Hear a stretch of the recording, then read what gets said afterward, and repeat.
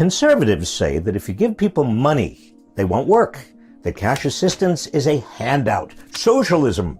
Well, aside from the fact that it's not outright common ownership of the means of production, UBI is indeed a handout, and at its core is justified for the same reasons that people justify socialism. So yeah, Reich, I'd say those two terms are pretty fair characterizations of guaranteed income. It's a disincentive, all right? I mean, it's not hard to make a living. It's hard to make a good living, but not hard to make a living. Well, baloney. Providing people with a basic income has significant benefits. Even if it does, it's still a handout, and it's still justified for the same reasons that people justify full-blown socialism. So you've so far not refuted those dreaded conservatives, Reich. But even if it's true that giving people cash can have many benefits for those people, the Stockton experiment tells us nothing about what a real, universal, tax-funded, guaranteed income would do to the economy.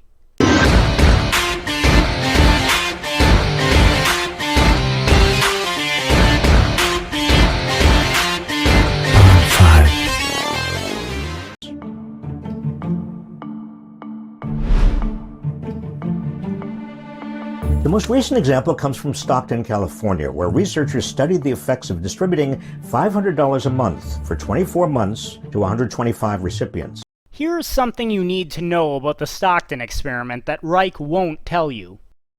The Stockton UBI experiment was funded by a nonprofit called the Economic Security Project. In other words, the funding for these $500 a month handouts came not from compulsory taxation of Stockton citizens, but externally from voluntary donors who willfully decided to donate their money.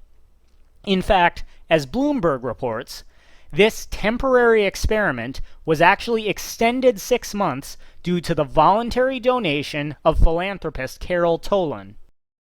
For the record, I'm not saying there's nothing we can learn about UBI from this experiment, but it is incredibly flawed in that it tells us nothing about the economic impact of the tax increases that will be required to fund a permanent, large-scale UBI.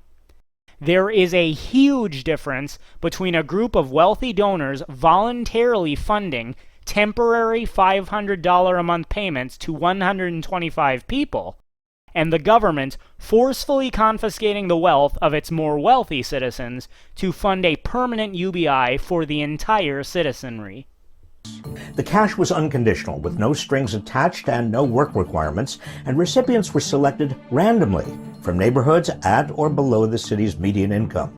Which again means that it doesn't really tell us anything about the real effects of a permanent tax-funded UBI. The money that was distributed to only 125 people was known to be temporary from the start and was voluntarily donated. How does this tell us anything about what will happen when every citizen in the nation becomes entitled to a permanent cash handout that will be funded through coercive taxation? After a year, what are the initial findings? Those who received payments have gone from working part-time to working full-time at more than twice the rate of those who did not receive payments. And more people who received payments but had not been working got work, while more of those who didn't receive payments became unemployed. The explanation is simple. Receiving enough money to get by gives people the freedom to get the jobs they want and feel psychologically healthier, less anxious, and depressed. Really? Well then, riddle me this, Robert Reich. If $500 a month worked out so great for these 125 people, why not make it $1,000 a month? Or $10,000 a month? Or $1 million a month? Anyone with a little common sense can quickly see the problem. These $500 payments were a gift, not an entitlement. If your grandmother gives you $500 for Christmas, you might eat out more often for the next month, or maybe make an extra payment on your debt, or perhaps invest more in an opportunity that you might have been more hesitant about otherwise. But no one is going to consider quitting work entirely if they know from the start that the payment is voluntary and will not be permanent. However, what happens when government is funding these payments through taxation and the payments go to everyone? In fact, we don't have to guess.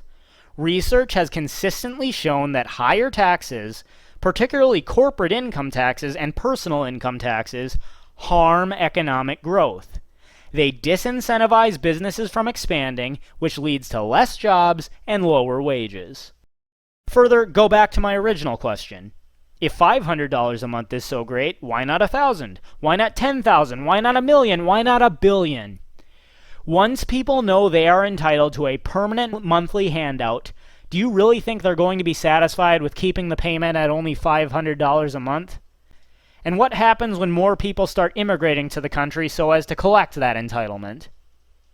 Republicans claim that people use so-called handouts to buy things they don't need. Wrong. In Stockton, people have spent the payments on basic needs: groceries, utility bills, car repairs, and to pay down their debts. The kind of expenditures that keep them going. So, because 125 people used a voluntary gift of $500 to pay for things that Reich sees as productive, this somehow proves that when every citizen of the United States starts receiving a UBI, they will only use the money on groceries, utility bills, and paying down debts. It shouldn't take a genius to see that this Stockton experiment is in no way comparable to what Reich is actually advocating. The Stockton study is still ongoing, but it already shows that unconditional cash payments help recipients find work, build financial stability, and relieve stress, all while stimulating the economy. What it shows is that when wealthy philanthropists voluntarily donate their money to help the less fortunate, there can be positive results. About this, I'm in full agreement. How does this tell us anything about what happens when government forces higher income classes and businesses to pay for these benefits for every single citizen? You think maybe there will be some wide sweeping economic consequences that this type of experiment can't account for? It's time we stop perpetuating conservative myths about laziness and handouts. Giving people money to survive isn't just the moral thing to do. It's the smart thing to do. The moral thing to do, huh? To that, I say, I find it morally praiseworthy when a man voluntarily reaches into his own wallet, takes some of his own money, and voluntarily gives it to someone less fortunate. I find it morally abhorrent when a man points a gun at a different man, forcibly takes that man's money, keeps some for himself, and then gives the rest to a less fortunate man. The Stockton experiment is morally equivalent to the former. What Reich is advocating is morally equivalent to the latter. To learn more about the devastating economic consequences that will be brought on by a government-funded universal basic income, check out my playlist on the subject, which should be appearing in the upper right-hand corner right now, and is also linked in the description below. And that is my 2 cents. Take it for what it's worth. Thanks everyone for watching. If you liked this video, be sure to like, share, and subscribe, as well as hit the bell to receive notifications so that you never miss an upload. And if you're a fan of my channel, please consider supporting me on Subscribestar, Bitbacker, or Patreon to receive special rewards.